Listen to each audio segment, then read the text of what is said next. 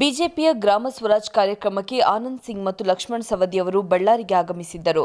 ದುರ್ಗಮ್ಮ ದೇವಿ ದರ್ಶನಕ್ಕೆ ಬಂದಿದ್ದ ನಾಯಕರನ್ನ ಮುತ್ತಿಗೆ ಹಾಕಿದ ಹೋರಾಟಗಾರರು ಕಪ್ಪು ಬಾವುಟ ಪ್ರದರ್ಶನ ಮಾಡಲು ಮುಂದಾಗಿದ್ದಾರೆ.